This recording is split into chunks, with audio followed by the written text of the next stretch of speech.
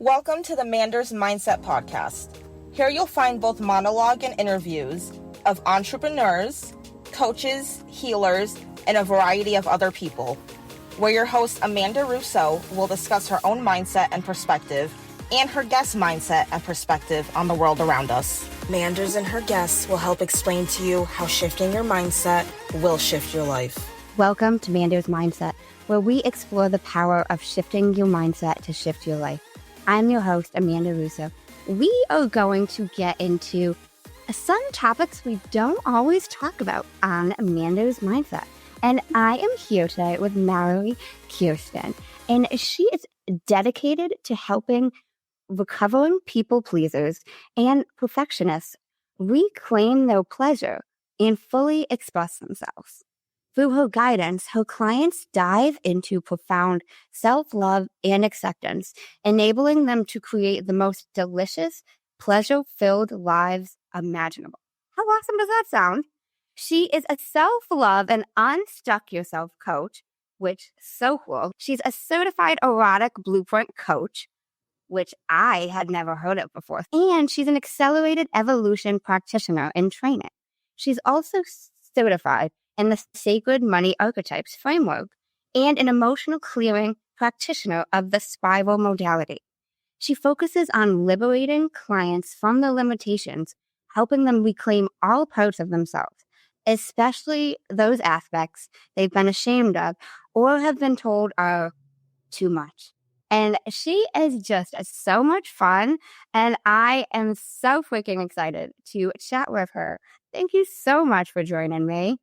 Thank you so much for having me. I'm really excited to have this conversation with you. So that's an awesome bio, but I always ask my guests who they are at the core. And I know before we started recording, like a dip water bottle and a tiara is kind of your core. But seriously, who would you say you are at the core? In this moment, I would say I am love at the core. And I truly actually believe that we all are love at the core. So I don't feel like that's something that's like super special and unique to me. But at the core, that is me. As well as a fair amount of chaos and, brattiness and stardust. I'm very into the sparkles, the glitter. So I love that comment. I really do. Soda. That goes with the tiara. Now, can you take us down memory lane a little bit? Tell us about family dynamic, upbringing, maybe where you grew up, any siblings you had, what it was like being a kid for you, however deep you want to delve into it. Yeah, so I'm an only child, and both of my parents are actually immigrants from Portugal. So I was I'm part of the first generation of our family lineage to be born in the United States. And so that was always that was a unique experience, I think. So I was only child, very introverted. My mom really encouraged reading. Beauty and the Beast came out. The Disney animated Beauty and the Beast came out when I was like 4 or 3, somewhere around there. And begged my mom, please teach me to read so I could be like, if you're watching this, you can see my bell in the back. You can barely see this, but I have a friend of mine did a cutout art with construction paper of the library scene from that movie. And it's my favorite movie of all time. I learned how to read really young. And I've been a reader, really introverted, and read a lot. My parents split up when I was about 3. My dad went on his own really kind of big healing journey for himself. I remember him also when I was very young handing me, Louise Hay had this line of like coloring books that were also storybooks to teach little ones how to talk to themselves so that they're not afraid of the dark, or to give themselves positive affirmations. My first introduction to like mirror work was actually through one of those stories where you actually look at yourself in the mirror and you tell yourself that you love yourself. And I remember being like 5 years old going, ugh, that's weird. I don't want to do that. but it's something that stuck with me. And those were stories that I had at one time all memorized. They were like books on tape, cassette tapes, because that's how old I am.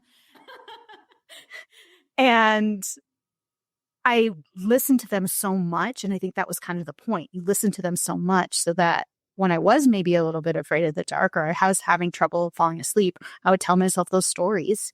So even if I didn't feel comfortable going in the mirror and saying, I love you, which I'm totally comfortable doing now, but that's all stuff that really shaped me. That is so fascinating to me that you were exposed to that so young. You know, everybody talks about those prime years, 0 to 7, where so much affects what you were intaking. And I've been doing the podcast over a year now, and I have not spoken to anyone who's had parents who did some type of mirror type work with them at that young. That's amazing. Yeah. Okay. And because I was such a reader, I was frequenting the self-help area of bookstores and it's still this pattern that I have. I'll go to the children's section of a bookstore or a library, and then I go to the self-help area. And, you know, I'm like 10 years old reading about, I don't even remember what I was reading, but I just remember going, what the heck are taxes? Like, it was definitely a self-help book geared for adults. And I was like, what are taxes? I don't understand. But I had it in my head, you know, these were big impacts on me, but there were other big impacts too. You know, there was a lot of tumult, particularly in like the bigger family gatherings. I don't think we ever got through a Christmas or Thanksgiving or an Easter where people weren't arguing. Like the adults were arguing. And that was scary for me as a kid. And so I sort of, for better or for worse, went on this journey of like, I don't want to be like these adults. So I want to fix my problems now before I have my problems. And I become that kind of thing. And I mean, it exposed me to mindset work really, really early. It exposed me to so many of the things that now as an adult, I'm like, oh, that's why. That's why I was reading about that then. So it's not such a foreign concept for me now as an adult. So how old would you say you were when you got into that? About? Yeah, I was trying to read the grown-up books at about 10. But I was also trying to read things like Moby Dick, Jane Eyre. Like I was like, all of my reading tests told me that I was college level reading when I was age 10. And at the time, there wasn't so much out there that catered to younger humans that, like Jane Eyre, for instance, it's like I couldn't comprehend somebody in a mental institution or needing to be in a mental institute. I didn't know what a mental institution was. Like we don't have concepts of this world of adulthood yet we're reading at college level, you know? So I was trying to be older while I was young, which is probably why I spend so much of my time when I do read now. It's often, I'm making my way through the Babysitter's Club right now. Zero shame about it. Like I'm reading the Babysitter's Club for myself right now, you know? And so I spend a lot more time with children's books now as an adult than I ever did as a younger person. It's really funny to me. Now, you mentioned that the adults in your life were arguing. How did you start approaching your life differently to fix your problems you mentioned before you had them? I just noticed that there was a lot of misery. And when I talked to people, like when I talked to adults in my family or outside of that, and everybody's talking about this whole cycle of going to work and coming home, and you maybe have the energy to cook dinner and do laundry. And then if you have energy to do anything else, you're collapsing on the couch in front of the TV. And I was like, adulthood sounds really fucking boring. Like really fucking boring. I probably didn't say fucking because I was so, I needed to be proper. Obviously, everything back then. I needed to be a proper lady. But adulthood is boring. And so I think probably when I was about 10 or 11, around that time, I said, I'm not going to, I remember this specific moment. My mom and I were in a bookstore and we were walking around the children's section. And my mom was like, oh, I remember reading this book. Wow, I can't believe I forgot about that. And I was like, I am never going to forget the children's section. I am never like, it was really dramatic. But I was like, I'm never going to forget the children's section. And because of that, it's like, I feel like I don't remember ever a time in my life where I stopped using my imagination or I stopped being creative. I was always creative in some way, shape, or form. I was like in band in middle school and high school. I did a fair amount of drama also during that time in college, musical theater. Like I did a lot of creative things. And I just feel like that's so important. And if performance art isn't your thing, what are the creative things that you can do? Even if you're just like a creative problem solver. I just always wanted that part of my brain activated, and I worked really hard to do that. It might just look like color coding your spreadsheets in a really pretty pattern. That's creativity. But you recognized that pretty young. And I can just picture you probably like raising your voice in this bookstore. Well, in my head, I definitely was. There was a lot of things that I was very internal, again, very introverted, very internal. I didn't communicate a lot of what was going on in my brain, mostly because I wasn't really taught. My dad tried some to try to get me to talk about emotions and talk about feelings and say what I'm thinking. And he realized a lot sooner that the safer that I felt, the more space that I had to feel and think and be and read and whatever, then that stuff would just kind of start naturally coming out. And it did. It took like 25 years, but it did eventually start coming out. But I mean, most of the time, because it wasn't such a normal thing in my family, it's very, my grandfather on my mom's side, for example, he was a rancher. He owned a ranch. So it's that very like stoic, you just like don't talk about it. Like you just don't talk about the deeper things. My grandpa on the other side, he was a soldier and then did more like manual labor stuff as well. And so again, it's that like work hard, conceal, don't feel, don't let it show. So in so many ways, my dad was actually a real cycle breaker for even wanting to initiate the conversations, as clumsy as it was sometimes. And I also like to believe that my stepmom had a lot to do with softening, helping him soften, because she's a very soft, nurturing person that I've been really lucky to have in my life, because not everybody has that. Oh, I'm crying. Yeah, very soft, very nurturing person. And I consider myself really lucky to have that. That's great. When did she come into your life? I think I was 8, and I was not super accepting in the beginning, as most kids are. They have the fantasy of like wanting mom and dad to get back together. And I definitely had that. But as an adult looking in now, I'm like, well, that would not have worked. They're two totally different people. If that didn't happen when I was 3, it was going to happen when I was 10. It was just inevitable. I get it. I like how you mentioned looking back at it as an adult. I have different things I agree with. I don't agree with the way my parents did things. And, I had to work through a lot of forgiveness with things. But looking at things different, like from the lens of an adult, even from as if they weren't my parents, has helped me look at and reframe that. Yeah. But that's great that he started to be a cycle breaker, and at least made that attempt and had less of that rugged masculinity. Definitely. My dad is, if you believe in astrology and star signs, my dad is a Cancer. So he's a water sign. My mom's a Sagittarius, so fire sign. I'm an Aries. I'm also a fire sign. I don't like to feel stuff either. Well, I mean, that's not true. I totally love to feel it now, but I didn't back then. And yeah, it's just my dad. My dad has always been on the really sensitive side. And actually, something that I really loved about both my parents is that, my mom never stopped. Like,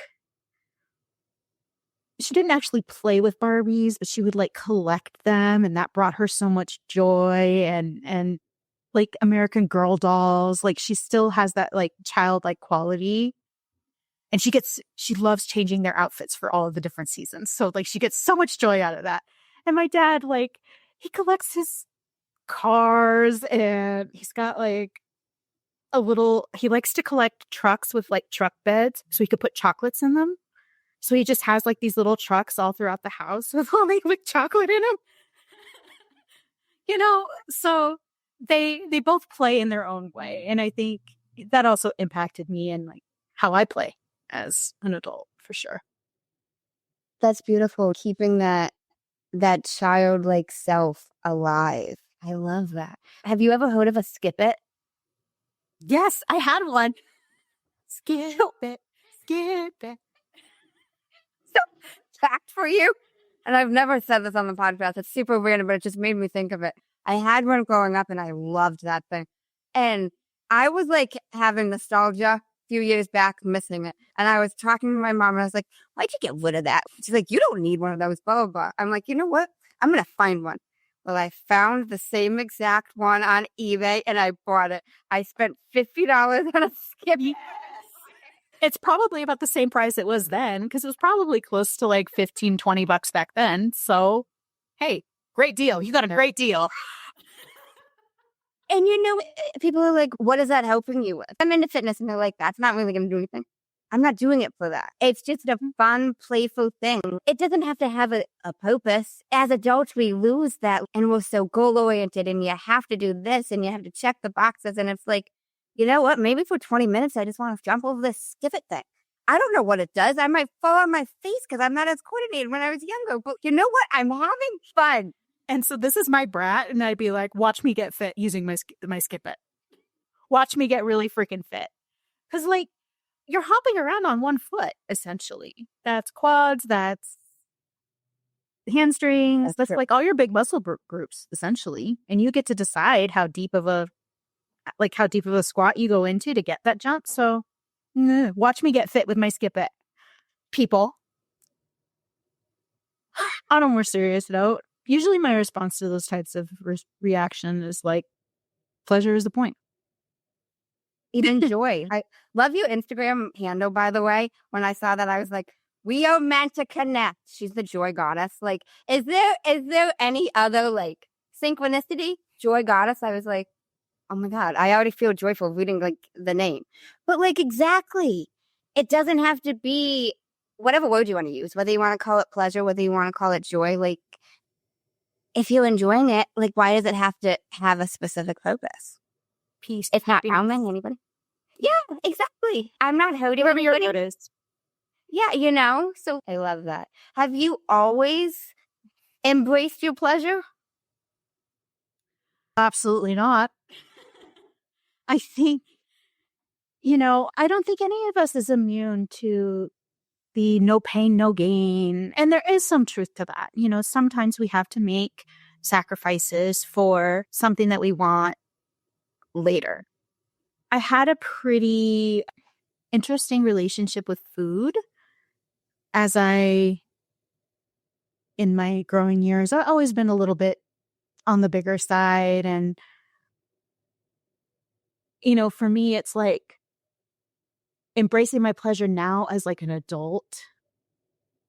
I enjoy food so much more. And my eating patterns haven't actually changed a whole lot, but my health has, for the better. Because I'm not denying myself the pleasure of the moment. And with food as a younger person, it's, this is a bad food. This is a good food. And I finally just realized a few years ago really was when this really landed. It doesn't matter if I'm eating salad or I'm eating cookies, if all I'm doing is feeding myself my own hate. And when that landed, I will enjoy a burger like nobody's business. It is an extremely sensual, borderline sexual experience. Like, it is orgasmic when I get something that I really, really desire. And sometimes I really desire a salad. It's feeding. And the more that I let go of things being about being a certain weight or being a certain size or any of those things, it's like the more that I find that my body just kind of naturally moves in that direction. And it's not hard. So I think that has had just ramifications all around, like positive ones. Because I've also, when it comes to health and fitness, it's like I find the ways that is most pleasurable for my body to move. So I want to do it. So then my body moves more. I had a lot of that programming as a younger person growing up, that like pain now for possible pleasure later. And I'm finding that it doesn't have to be an either or. Like, you get to enjoy every step of the journey on your way to the thing that you want. Yeah. It's interesting that you said feeding yourself hate. I got chills when you said that, because I have not always been, for the majority of my life, I have not been a fit person. I was overweight all growing up, almost 200 pounds when I was in high school, probably a senior, and I'm short, I'm little. So even more so, like, I'm barely 5 feet. So 200 pounds, it's got nowhere to go.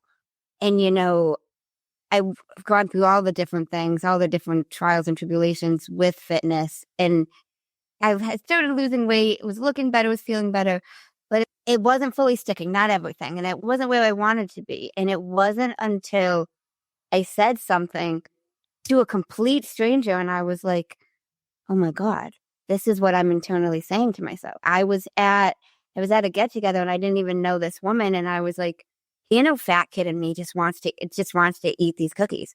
And I was like, she's like, me too. Let's go. And I'm like, wait, what did I just say? I don't even know this woman. This is the first time meeting you. And I was literally like, okay, let's take a step back, because what did I just say to you? And she's like, we're just going to go eat some cookies. I didn't know. And this was years into my journey after I've lost and maintained 70 pounds, but it wasn't that much at that point. But I was like, wait, if I am saying this to someone I don't know, because it's internally what I'm saying to myself, whoa, this is affecting how I show up and I'm not even realizing it. I'm feeding myself hatred and I don't realize I'm feeding myself this hatred. Like, outside, this persona, like, oh, she's lost a lot of weight, she's going to the gym, she's got this confidence, but it's like, what are you saying in here? And what I was saying in there was awful. It was turmoil. Internally, I was destroying myself and I didn't even know. Yeah. And it makes you wonder, like, what else is there? Like, if that just showed up, what other layers are there? It really does, because I had no awareness that I was saying that to myself until it came out of my mouth. And I was like, Manda, you don't even know this woman's last name. It's like, not that I need to, but I'm like, I just said something what? And it still blows my mind a little bit, not gonna lie. Something that needed to be heard and needed to be said, that was just like, had been waiting to be said. He's fries.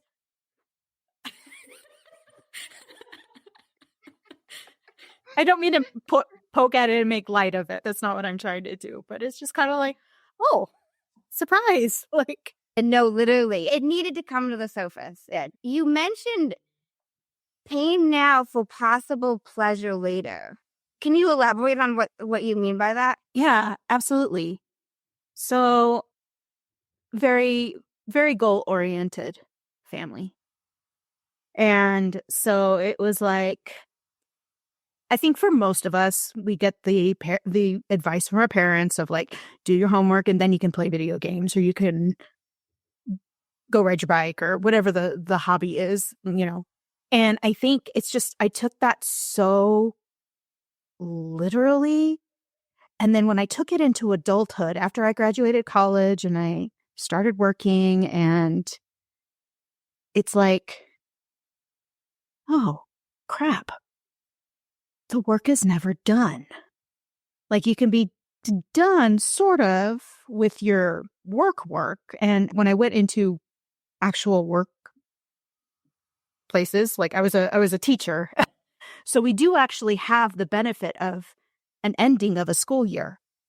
So there is time where the work is quote unquote done, but there's still laundry to do. There's still dishes to do. The house needs to be fucking cleaned all the time. It doesn't matter how often you clean it. There's still dirt. I don't understand. There's still shit everywhere. I don't understand.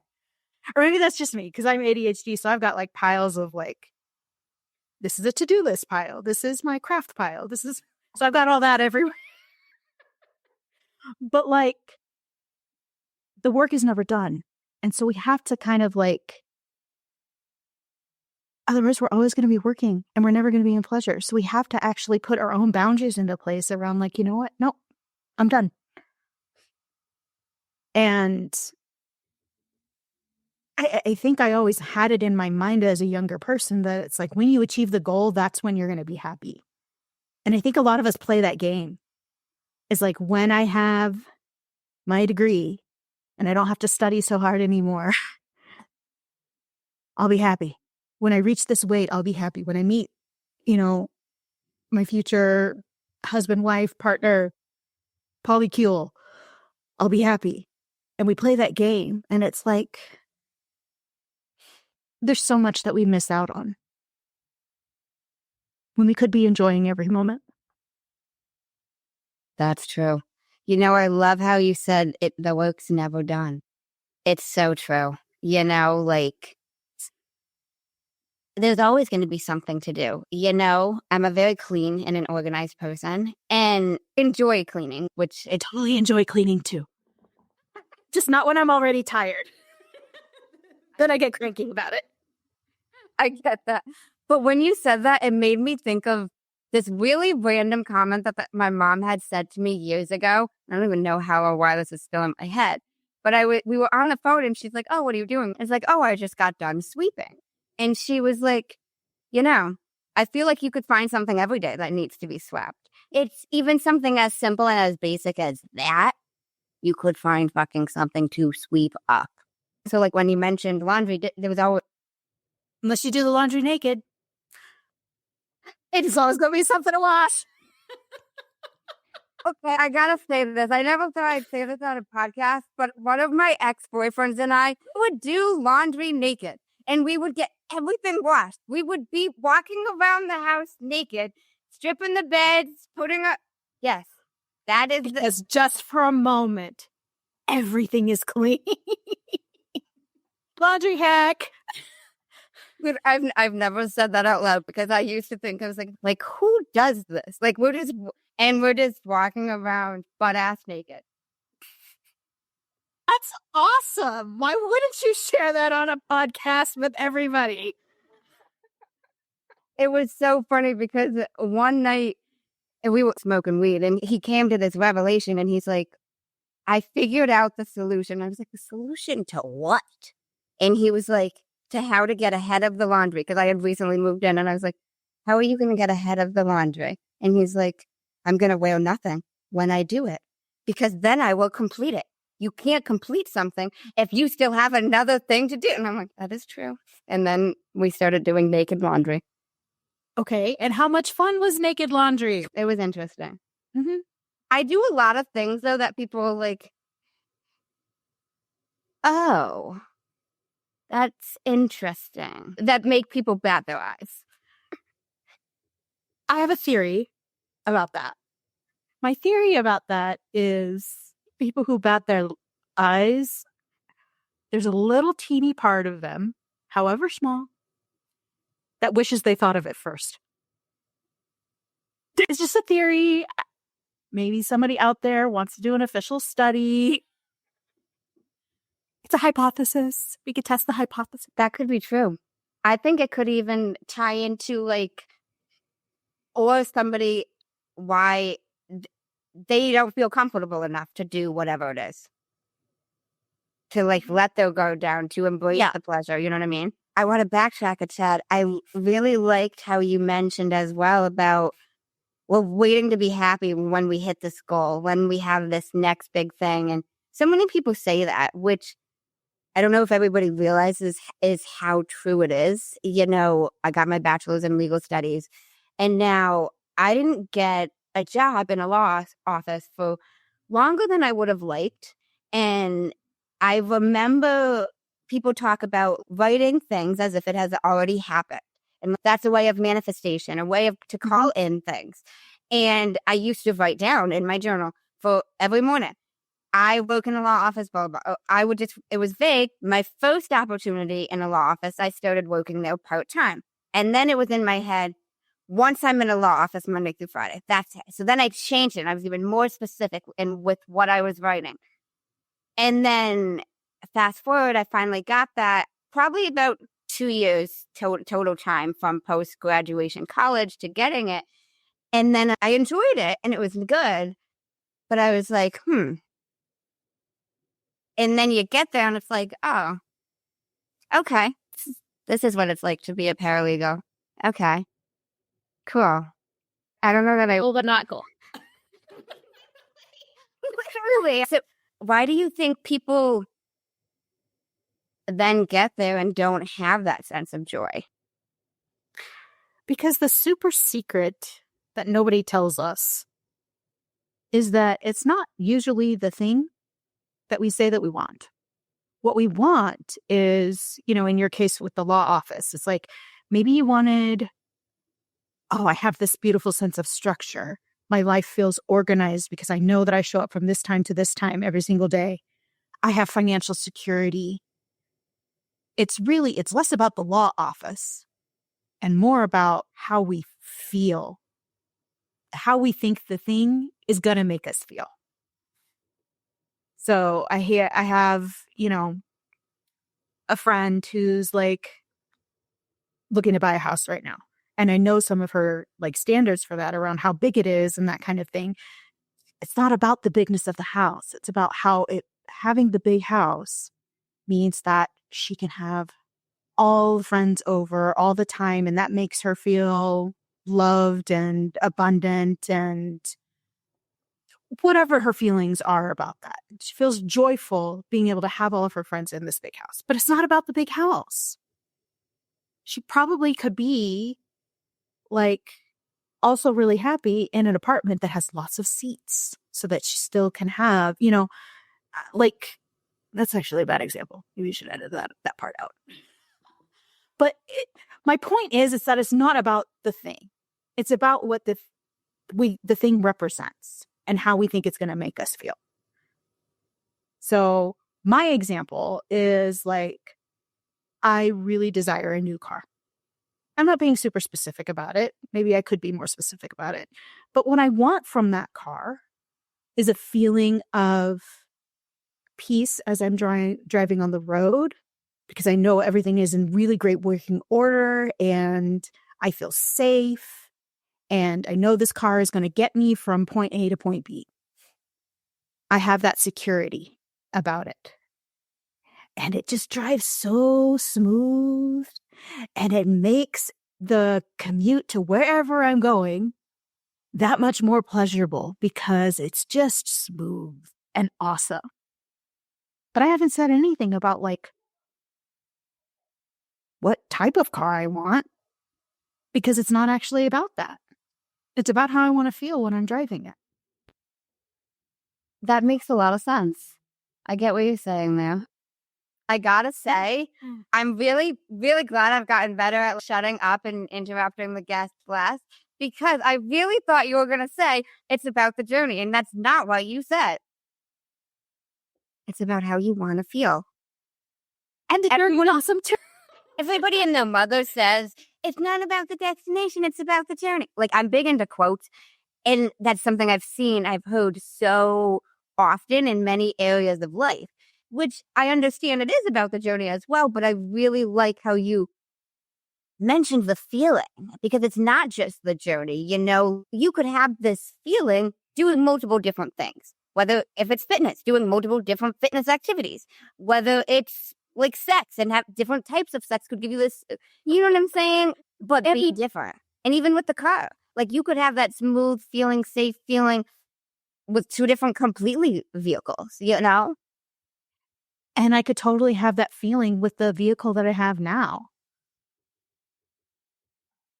It hasn't actually given me much reason to not feel safe and secure driving it. So I could be feeling those feelings now. It's a choice. It's an option. Everything is a choice. Oh, it's so true. Oh my gosh. So, how did you discover Erotic Blueprint? Where did this realm of life for you come in? You weren't always embracing your pleasure. You started embracing, like, how did you discover this? So I will just start straight off by saying that becoming an erotic blueprint coach was not on the bucket list for me. Like, it was not in my mentor. I had just completed a money course that she had been doing. And I was like, I'm just going to like fix my mindset about money, and I'm going to just go in the world and be abundant and whatever. And then she offered this course and I was like feeling really called to work with her, but I wasn't sure that was the right thing. I was like, so I messaged her and I was just like, I don't even know why I want this, but something's telling me that I should want this. And so I'm telling you that I want this, but I'm also not going to talk about sex. Would have Erotic Blueprint before you saw her offering this? Did you? I had not. And okay. So the erotic blueprints were not come up with by my mentor, but actually by one of her mentors, Jaya. And it's essentially a typing system. If you're familiar with the 5 love languages, it's the 5 languages for sex, intimacy, passion, pleasure, essentially. So there are 5 erotic blueprints, just like 5 love languages. Do you want me to talk about them? Yeah. Like what they are? Yeah. Okay. Yeah, if you can, if you don't mind. Oh, yeah. I love talking about this. Like, I'm such a nerd about it now. And it's so hilarious to go from that person that was like, I'm not talking about sex, but I want your program, to now I'm a certified erotic blueprint coach. And now all I want to do is talk about pleasure. So, wild. Just wild. So the first erotic blueprint is the energetic blueprint. And energetics are turned on by spaciousness, anticipation, and tease. So with energetics, less is more. So superpowers are, because they're so energetically sensitive, they can like orgasm without even being touched.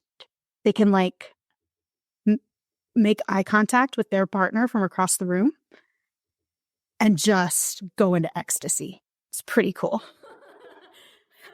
Pretty freaking cool. And they make really intuitive lovers because they can kind of just have this natural sense about what the other needs. And it's really beautiful. And the shadow side, so every single one has superpower and shadows. But the shadow is that because of that sensitivity, if too much is happening too fast, they can actually shut down. Or they can actually lose their pleasure like once touch has been initiated. So they might love this like hover of the hand on their face. They can feel the warmth and they can feel the energy. And then it's like, as soon as the hand touches, you're like, and then the pleasure's gone. Like, it's the almost touch. It's the like, that anticipation. So that's the energetic. The energetic in my life, the first thing that I changed in my life when I realized I'm a different blueprint, but I have a lot of energetic in me. So my first thing that I did when I wasn't talking about sex and intimacy and passion was I looked at my calendar and I went, I need more space. And so most of us with time management, we're taught to like schedule everything out to the 5-minute increment. And that totally works for some people, but I realized it wasn't working for me. It was causing me to shut down, as an energetic does when they feel overwhelmed by too much in their life or too much happening too fast in a sexual situation. I just deleted everything out of the calendar. That wasn't like an appointment at a client session, like something that said I needed to be somewhere at a specific time. Everything else got deleted. And the breath that I got to experience, the openness, the peace that I got to experience just with that one adjustment. So, yeah. So when I say the blueprints apply to life, they apply to life. Inside and outside of the bedroom, they are a lifestyle. The second blueprint is the sensual blueprint, and sensuals are turned on by all of the senses. So they're the people that have plants everywhere, or they like pretty backgrounds in their places. I'm seeing your beautiful, pretty background that you got going on. They tend to like their places, their spaces clean because they bring the beauty to sex. So in a sexual situation, they may have like yummy smelling candles burning, like chocolates on the nightstand, very white in the background, rose petals scattered, but not like scattered too much because then that's just a mess, but enough to make the space beautiful. The superpower of this blueprint is that pleasure is a multisensory experience. Like for me, when I have really good food, you will know it because it'll be in my mouth and I will be going,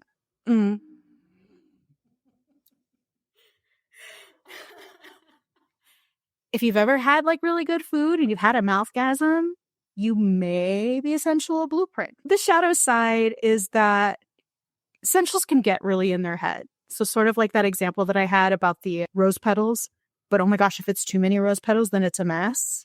It's like, oh, here's this beautiful environment. And then all of a sudden you're in your head about the mess that's being created right now. There's undies on the floor, or, you know, candy wrappers on the floor now. And you like, then where does your pleasure go? You get into your head and then you lose out on the pleasure. I've got my plants everywhere. I have a really super soft comfort. I wear clothes that I let my body in the morning tell me, we want to wear this today. Let's go wear this today. My body tells me what's going to feel good on my skin. Essentials are all about the environment. All about the environment. So, lifestyle, y'all. The third blueprint is the sexual blueprint. The sexual blueprint is turned on by all the things that we tend to think of when we talk about sex. Nudity, promise of an orgasm, penetration, all of that stuff. The stuff that they teach us in sex ed, if you were lucky enough to have at least a little bit of a sex education growing up.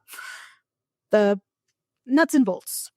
The superpower of this blueprint is that they don't actually need a highly erotic context to experience turn on and arousal. They can just go 0, not turned on at all, to 500. Now I'm extremely turned on. And it doesn't take much. For them, sex is really simple, doesn't require a whole lot.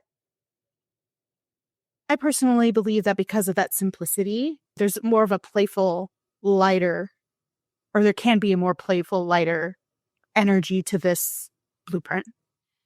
The shadow side of this is that sort of what we talked about earlier is getting so focused on the goal, in this case, the goal being orgasm, that they miss out on the journey. They miss out on everything that's available for them right now because they're so busy thinking about the thing that's ahead. And the other thing for this blueprint too is that if orgasm doesn't happen, they can often experience shame, like they somehow quote unquote failed. Shame is kind of a part of all of these in their own way, and each blueprint has a different flavor of shame that can come up because this is such vulnerable territory for most of us. And I would be surprised. I have yet to encounter a person who was just like, I've never experienced any kind of sexual shame.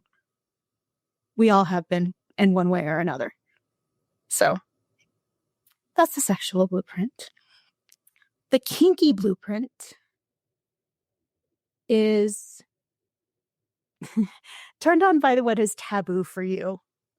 So a lot of times people hear me say the word kinky and they automatically assume, oh, it's BDSM. And it's not that. It can include that, but it's whatever is taboo for you, whatever pushes the edges for you. So the example that I hear used all the time is like, if you're so used to having sex with the lights off, having sex with the lights on could be really kinky for you. Like, it's something different. It's way more vulnerable. The lights are on. Oh boy, I can't hide. That can be really edgy for some people. And superpowers of this blueprint are endless creativity. And they tend to also be really, really great at consent conversations because of the edges that kink can push. It's important to have that container and that safety whenever you're engaging in any kind of kinky play, whether it's BDSM or lights on. Because if you turn on the lights without somebody's consent, that could totally shut them down, right? It's not something that you talked about. Yeah.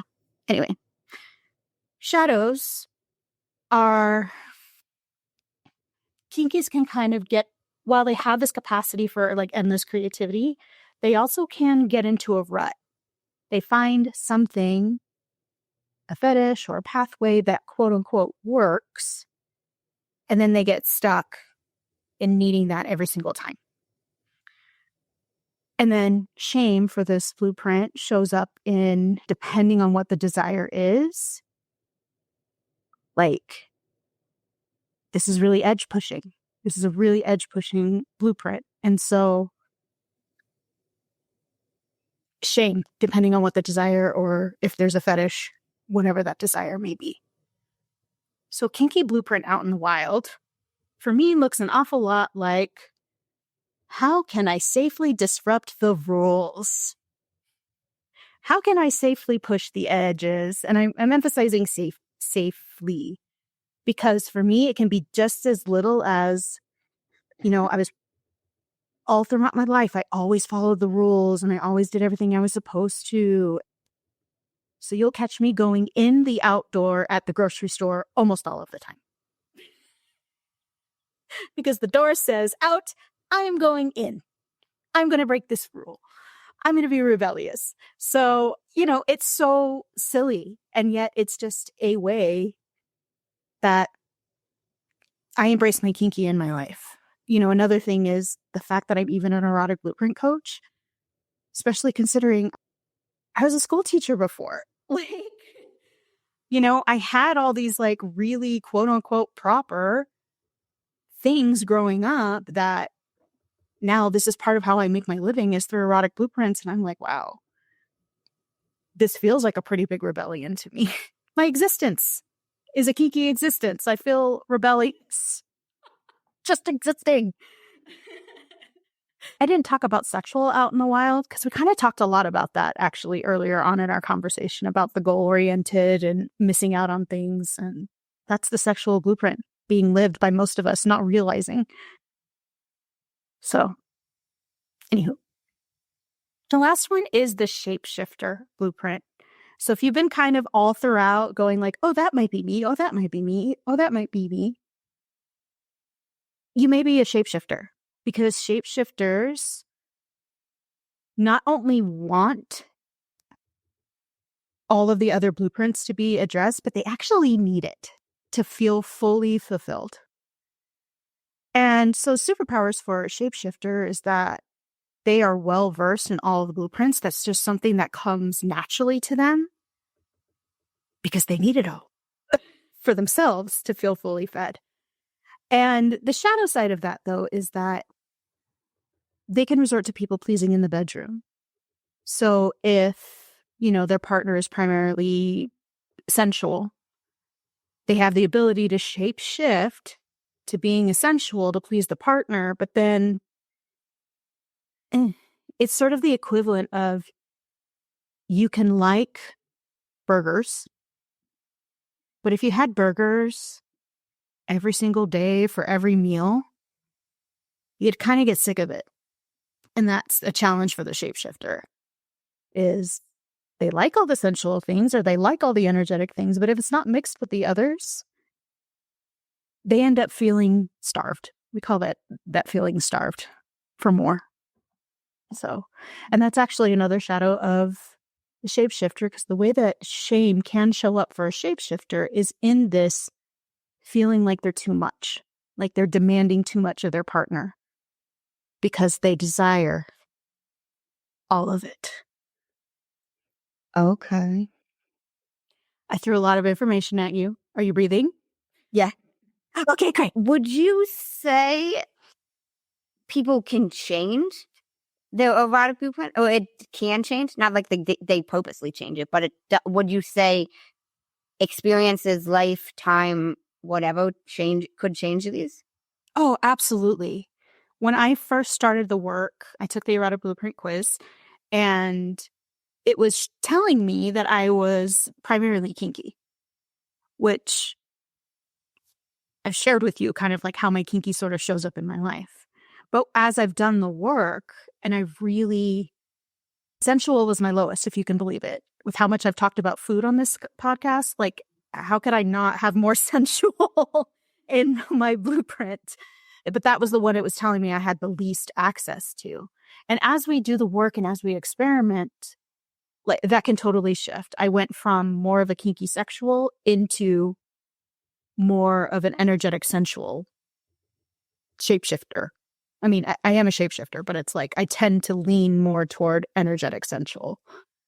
And for most of us, it's just because we don't realize that those are options. Because we're taught that sex is this one thing. And when we can find how the other languages or how the other blueprints play, it absolutely can shift over time. Most of the people that I've talked to that have done this work have shifted a lot over time. Okay. It's always flowing. It's always moving. There's always something new to play with or new to discover. And to the question about, like, can we choose like a different blueprint? We can always choose to expand into, there's actually so many tools and techniques for each blueprint, depending on which one you want to expand into. And there's always room for expansion. Oh, that is so fascinating. And I love how you explained the life portion of each, the superpower of each, the shadow of each. You explained that very, very well. Now, how would you suggest people utilize the superpower versus the shadow of their blueprint? I would say that step one probably just has to do with belief that the superpower can be embodied, whatever the superpower is. So you might be an energetic who hasn't had the experience of orgasms without being touched. Pretty cool superpower to have. But if you're so used to overriding yourself for somebody else, that really compromises an energetic's safety. So I guess the other step one is cultivating safety in whatever it is that you're wanting to explore and whatever it is that you're wanting to expand upon, to make the superpowers and be more out of the shadow. I don't know that there's a way to completely be out of the shadow. I think there's a way of getting to a place where it's like, oh, I'm recognizing I'm in shadow right now. Surprise! And just having the recognition, having the language to be able to name it, to be able to go, oh, you know what? I don't want to play here right now. I want to go more to this like superpower side. Yeah. Safety and belief, I would say, would be like the top things for that. I like that you said safety. You know, I think that's key to any type of pleasure, whether it's sexual pleasure, pleasure in life, pleasure in career, pleasure in anything. Like, if you don't have that basic level of safety, if you don't feel safe, you can't feel pleasure. Your body won't let its guard down to feel the ability to embrace the pleasure, you know? Yeah. And because your body is literally, when you're in fight flight, your body, like your brain, your body, everything is signaling life or death situation, whether you're actually running from a tiger or answering an email from your boss. Like, our bodies react the same way. Step one is calm your nervous system, whatever that looks like for you. If that's breath, I love my weighted blanket. I was so resistant to trying it, but I love that thing for when I just feel stressed or overwhelmed or whatever. It's just like, oh, I'm being hugged by the universe right now. And it feels amazing. That usually will do the trick for me. Super basic breath for me is just in for 4, out for 8, just making the exhale twice as long as the inhale. And it's like, okay, I can come back. And maybe this is because I'm essential, but something to help bring safety is actually, this is from, I forget the author's name, but his book is Positive Intelligence. And he talks about meditation being something as simple as engaging one of your 5 senses for 10 seconds. So that could be like, you have such a beautiful background. Like, if I wanted to do, it's called a PQ rep, positive intelligence rep, PQ. Like, if I wanted to engage my sense of sight, I would pick one of those beautiful pictures that you have around you and like go into that purple, go deeply into that purple. Nothing else exists right now except for this beautiful purple that's right there. And do that for 10 seconds. And it just like starts that process of rewiring the brain so that you can invite more pleasure in. Another super easy one for touch is like putting your thumb and forefinger together, like you're rolling a toothpick, and just really being in that sense of touch. Like, oh, I can feel right now, like the side of my thumb, like really needs some moisturizer. But like, I'm being really in the touch right now. Like, so those are just some simple ways if you're looking to cultivate more safety so that you can invite in more pleasure, because the more pleasure that you can invite in, the safer you feel. Might as well be in a really cool one instead of like a downward one. So, anybody listening to us, they hear you talking about these erotic blueprints and they are intrigued to find out what those is and how to go more about this. What is your suggestion for them? First step. How can they determine it and start embracing the superpowers? Yeah. So there is an erotic blueprint quiz. There is a free version that'll give you, I think it's like 10 questions or something like that, that'll give you an overview, like a really basic overview. But there is a paid version that offers something a lot more in depth. You'll actually get an email with a PDF booklet with your pleasure profile. It'll break down your percentages of each blueprint, and it'll dive more deeply into your primary blueprint, because that's always a really good place to start if you know that you're really strong in a certain area. And it'll provide you with things that you can do to feed your blueprint, practical steps. It's all there. That's a really great way to start. Yeah, if you're wanting to go further, like you already know, like you want to go all the way in, there's the Erotic Blueprint Breakthrough course, which it's 8 modules. They are jam-packed with, because a common question that I get is people get really excited and they want to take the quiz. They take the quiz and then their lover takes the quiz. And they find out they have 2 completely different blueprints. And they go, particularly sexuals and energetics. So energetics who need things to be super duper slow, and sexuals who are turned on really, really fast, they always find each other and like get married and stuff. I have no idea, but it does happen. But what that course does is it helps you understand each other's blueprints. And there's actually a module about speaking the blueprints. So using language of the other blueprints to speak to each other's turn-ons, even though you may have totally different pathways to turn on. It's really good. But, you know, what I do highly, highly recommend, whether it's with me or if it's with another coach, I highly recommend getting one-on-one support. So there is an option to do one-on-one coaching with me and get the course. We would go through the course, you know, together in our one-on-ones. And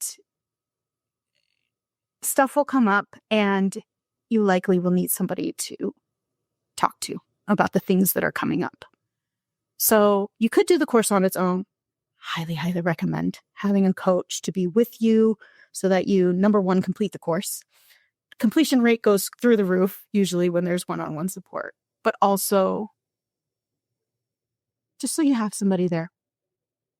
I know for me, my whole resistance in the beginning of the version of me who I don't want to talk about sex was because I actually had so much trauma that I wasn't ready to look at yet. And so I was working with my mentor at the time. I ended up getting a therapist on board as well. It was immensely helpful to have the one-on-one support with my therapist, and I had group support with my mentor all at the same time. It was immensely helpful in pulling me through that journey so that I could move out of that fire flight that we talked about, cultivate that safety, and get to the place where my life is pleasure. You know, I've been doing the podcast over a year now, so I've spoken to so many coaches, and there is a coach for everything, honestly, and I've learned that. But I gotta say, I would think something like, whether it's sex, whether it's erotic blueprint, whatever realm in that area would be one of the type of areas you'd need or want coaching the most, because there's so much shame around it, because like you said, every single person has experienced some sort of sexual shame, whatever, even if it's not actual sex, but something around the sexual experience. They've experienced it. And it's not talked about a lot. Is there anything you don't want me to ask, you don't want me to talk about? Always ask that. It's just a respect thing in me. And other than finances, only thing I've heard people tell me, about my sex life, my love life, about my partner. Is one woman got divorced, now she's seeing a woman. I don't want to talk about that. Fine. It's money or sex that people don't talk about. Nailed it on the head. You know, we all have some sort of shame around it. Like, you know, so I think even more so, the things that society shames more so are the things that it's even more beneficial to have support with, whether you call that a coach, whether you call that a mentor, whatever that is for you, because stuff's going to come up. And then when you're not talking to your friends and you're not talking to your family, then what? Yeah. You know, like I say all the time, like, life gets hard, it's going to throw shit at you. And like everybody and their brother mentions support and coaching and having people like the unbiased opinion, which I think is phenomenal. But even more so, like, people are not likely to have the sex conversation with their friends. Like, okay, maybe you've got one best friend you talk to, but there's probably not a lot of people. I talk to all of my friends about fitness. I don't talk to all my friends about sex. Mm-hmm. Even my friends who are not into fitness, even my friends who don't go to the gym, my fitness area of my life, it comes up. Not like every day, all the time, but it comes up. there are plenty of people in my life I don't talk about sex to, or I don't talk about money. It's those two.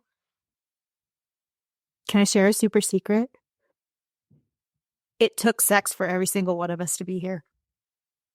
In case you didn't know. You're welcome for that little tidbit. So, like, there's a pretty huge portion of the population that does it. And every single one of us has to engage with money. And part of the reason I got the Sacred Money Archetypes certification as well was because I recognized that too, is that it's either sex or money or both. That's super fun. But all of the work that I do and all of the work that I've done for myself has been about reaching this place of like super self-acceptance, whether it's how you show up in the bedroom or how you show up with your money. And it's all a journey. We're not going to get it right on the first try. If there is even such thing as right, which I have questions about. So I think there's such thing as right for you, but whatever amorphous standard that we have out there about what is right, that doesn't exist, I don't think. Yeah. How was the transition from being someone and growing up being so proper to being an erotic blueprint coach? Was that like a challenge accepting it yourself and other people accepting this about you now? Not really, actually. It felt so natural, actually, to kind of, once I was kind of doing the work for myself already, and it felt really natural to move into becoming a coach, because what I noticed is that knowing about the blueprints, I would listen to the way that some of my clients were talking, and I was like, I bet she's a sensual. So let me assign some homework that has to do with what we talked about in our session that might help ignite her sensual. Before I was even a coach, before I even was considering I'm going to go into the coaching program. And I was just like, okay, this feels like a logical next step. Let me do this. And it did make for a little awkward conversation with my mom, but she was actually pretty accepting. The challenge was what I made it, was in my brain was like, oh my gosh, everybody's going to think, I don't know, whatever I was making up in my head. But it was totally not true. So thank you, brain, for keeping me safe, but not needed.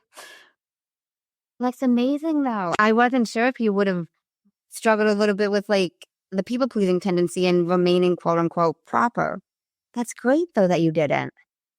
Yeah, I think probably more of the challenge was just navigating. But by the time I was going through the coaching program, I had been out of the classroom for 6 or 7 years. So I think that was a little bit more of my, like, who do I show up as? Because I had this Facebook page that was, you know, all of my teacher friends and like whatever. And I'm like, surprise. How that? Fine. It totally fine.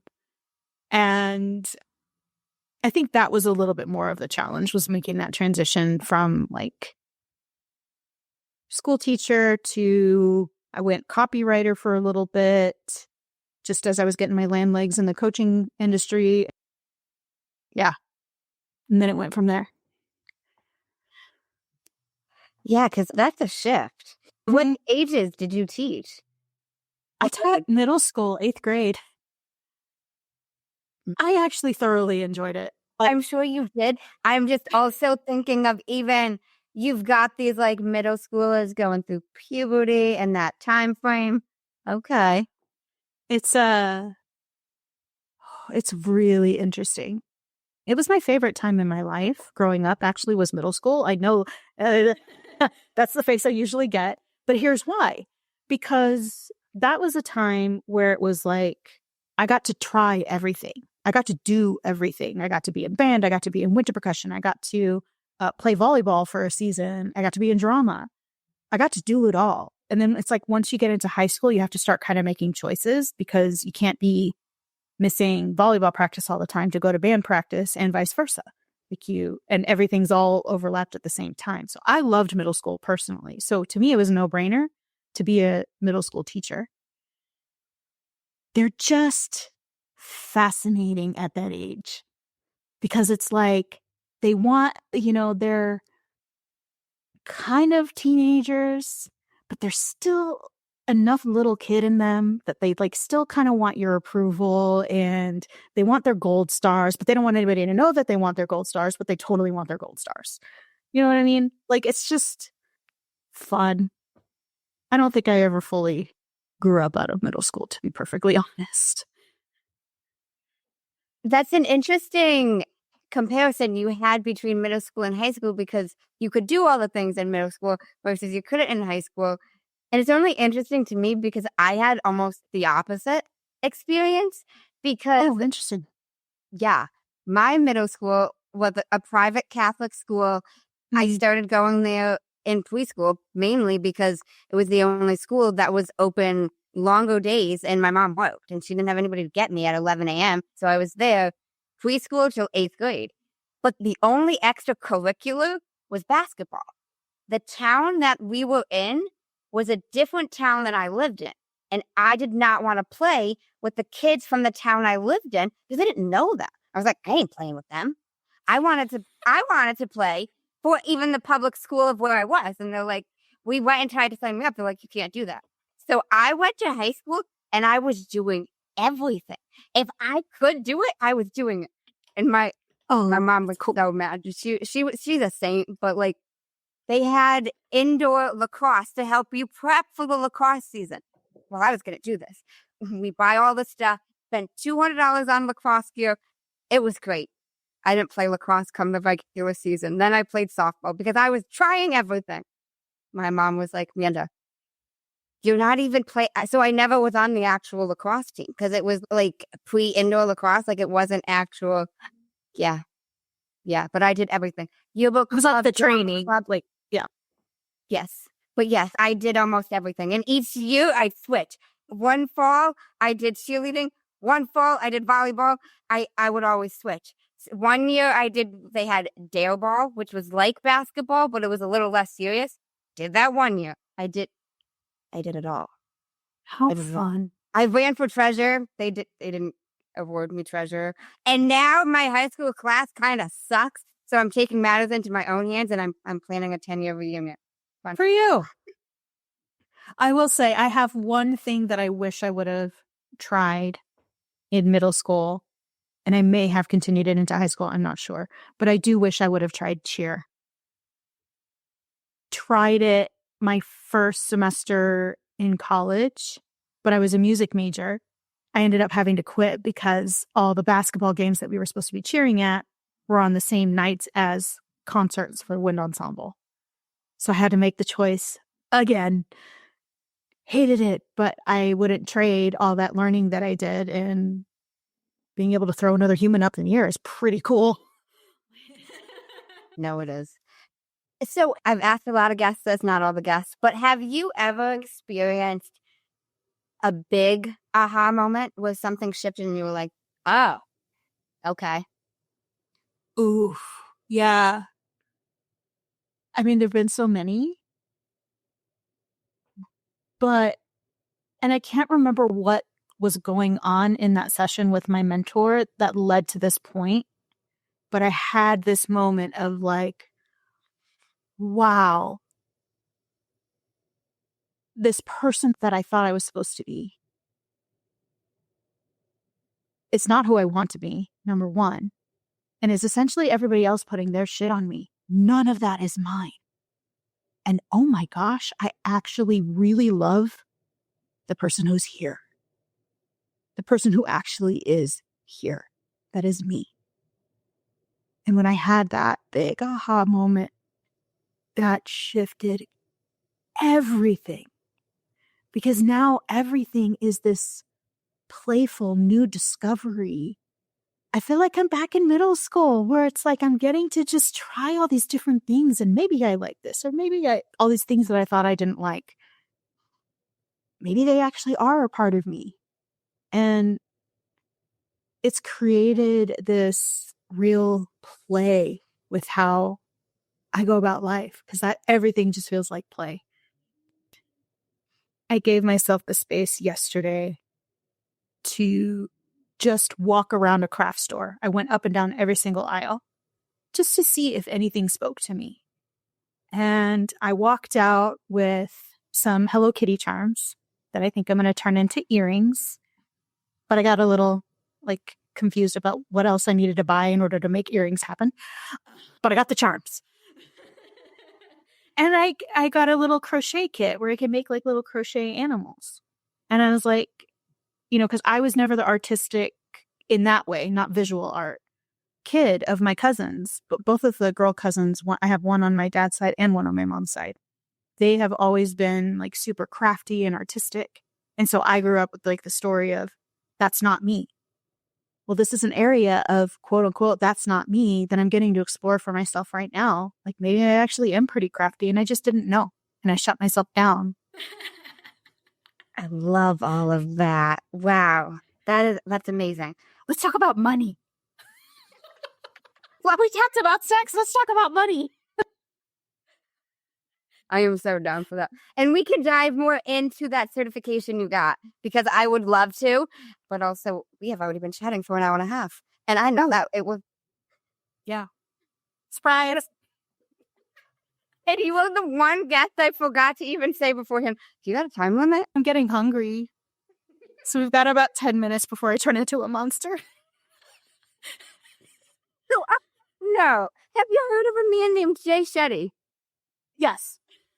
Love him. Big, big fan. He's got a podcast. It's called On Purpose. I haven't heard every episode, so I don't know if he does this in every episode. But he's got 2 ending segments that he ends it with. And I loved them. So I started incorporating them to my podcast. You ready? Okay. Yeah. First segment is the many sides to us. And there's 5 questions, and they got to be answered in 1 word each.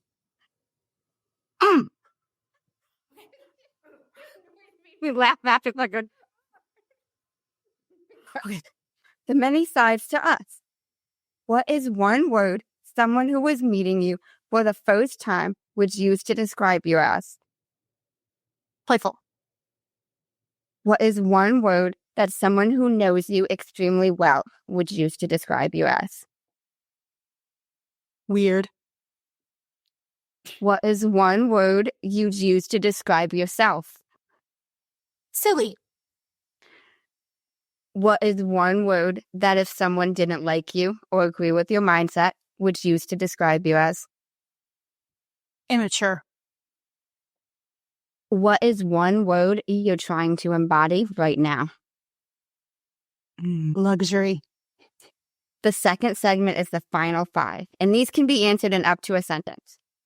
Okay. What is the best advice you've heard or received? Follow the threads of pleasure. It'll never steer you wrong. What is the worst advice you've heard or received? Work now, play later. Why is that the worst? Because the work is never done unless you do the laundry naked. I'm so curious if anyone's ever done that, or if that is just have you, being an erotic coach, no one's ever told you they've done that before? There are a lot of things that people have told me that they do naked, and unfortunately, laundry has not been one of them. I only done it a couple times because then I run into the problem of where do I sit? You won't sit on your couch or your bed naked? Well, my bed, but then it's why don't you sit on the couch naked? Doesn't that dirty the sheets? Are you dirty? I don't know. What if I sweat? Well, we would literally sit on the couch, butt ass naked, watch TV, or go about doing whatever. I didn't have a podcast at the time, but I would just be on social media, sitting on my phone, butt ass naked. Yeah. So work now, play later. And what I find in adulthood is that when we don't actually schedule the play, it will never make its way on our schedule. That makes a lot of sense. Because there's always something else we could do, even if it's something as basic as a chore, like we mentioned. What is something that you used to value that you no longer value? Status. Okay. If you could describe what you would want your legacy to be as if someone was reading it, what would you want it to say? I would want it to say that I had a hand in creating a better world because I helped guide people back to themselves, back to their love for themselves, so that they're also out, not so that. That's enough in and of itself, is coming back to love for you, for no other reason other than you, because you're worthy of that. And the side effects tend to be that we navigate the world with so much more kindness and compassion, and that filters out into communities and out and out and out into an entire world. That's what I would want it to say. If you could create one law in the world that everyone had to follow, what would it be? And I want to know why. Everyone would have to follow. That's hard because that feels like a free will violation right there. So I'm like, Okay, so the law being that everybody who chooses to and wants it has access to services, coaches, therapists, guides to help them in their own personal development. And why? We need to choose it. We need to choose it. If we're not choosing it, if it's being forced on us, it's just more rules that you're following to break away from the rules that you were following as a younger person and heal from. Go ahead. Oh, I would want everybody to have access to some kind of personal development, should they choose it. Because I think it's so valuable. We don't know how much we fight ourselves until we actually get to experience the relief of not fighting ourselves every step of the way. And it opens us up to more creativity. And again, back to that legacy piece of kindness. I love that. I really love that. Now, where can listeners connect with you if they want to get in touch and chat with you? Yeah. So my website is MalloryKiersten.com. That is a way to connect with me. I am most active on Facebook because that is where millennials my age hang out. And that is Mallory.Kiersten.888. And I'm the Joy Goddess on Instagram and TikTok. Awesome. Well, I will link all of that in the show notes. And before we fully wrap up, I do like to just give it back to the guest. Any final words of wisdom, but just anything you want to leave the listeners with? Sprinkle pleasure on your life like glitter. Because if you've ever done anything with glitter, that will get everywhere. I love it. Well, thank you so much. This was amazing. And yes, we've got to do this again and chat money. Any shame around that? Let's do it. I'm so down. I'm so down. Well, thank you guys for tuning in to another episode of Manders Mindset. Thank you guys so much for tuning in to that really fun and engaging episode with Mallory. I wanted to share a few of my biggest takeaways. One thing that really stuck out to me was how Mallory talked about how we have been taught to put off our pleasure or our joy for something else. And that whole work now, play later mindset, Mallory is done with it. And you should be done with it too. Mallory talked about how pleasure is the point. Whether you're enjoying savory food, whether it's a creative project you're doing, whatever it is, pleasure is the whole point. It doesn't need to be something that you quote unquote earn once you finish whatever it is. Because that's the thing. Even as Mallory and I emphasized, the work is never done. Whether it's sweeping, whether it's working on your business, whether it's editing a podcast, there will always be something to work on. Do not push off your joy and pleasure. Honestly, that reminder hit me hard. The work is never fully done.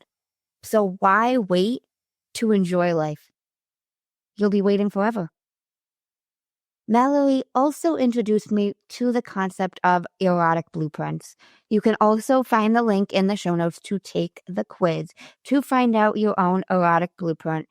But you can think of them as the love languages, but for intimacy and pleasure, which makes so much sense.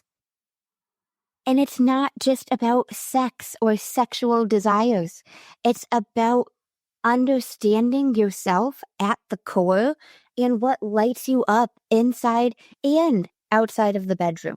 Learning this can shift the way you approach your whole life, from your relationships to your career to how you schedule your day. And the biggest aha moment for me was when Mallory said, if you're feeding yourself hate, it doesn't matter if you're eating a salad or a cookie. And I was like, whew, whoa, let that sink in. That was a big reminder to watch how we talk to ourselves. As I've shared on a few different episodes, I used to tell myself inside my head and call myself the inner fat kid. Saying this shameful thing to myself affected me. It affected how I showed up in relationships. It affected my mindset. It affected how I scheduled my days. It affected what I did. It affected who I spent time with. It affected it all. This was a big reminder for me and all of us that if you're shaming yourself through life, you are never going to feel truly good. Even if you accomplish things, they're not going to feel like accomplishments, no matter what you accomplish. So here's what I want you to think about.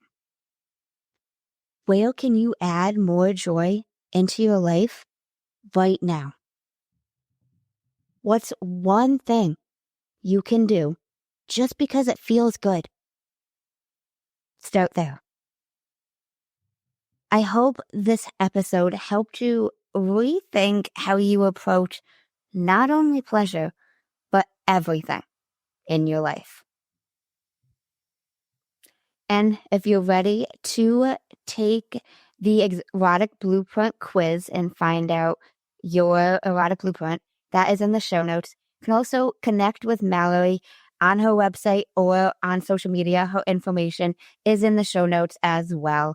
And thank you guys so much for tuning in to another episode of Manders Mindset. If you enjoyed the show, I'd really appreciate it if you left a rating, left a review, and shared this episode with anyone you think would benefit from hearing it. If you're watching this on YouTube, leave me a comment, subscribe so you are updated on when the next episode releases. And as a reminder, Manders Mindset is going on hiatus from February 2nd to March 10th, and we will return with a new episode on March 10th. I am heading off to Bali for the month of February for an intensive sound healing training. We will be back with new episodes Monday, March 10th. Thanks, guys. Until next time. In case no one told you today, I'm proud of you. I'm rooting for you. And you got this. As always, if you enjoyed the show, I would really appreciate it if you would leave me a 5-star rating, leave a review, and share it with anyone you think would benefit from this. And don't forget, you are only one mindset shift away from shifting your life. Thanks, guys. Until next time.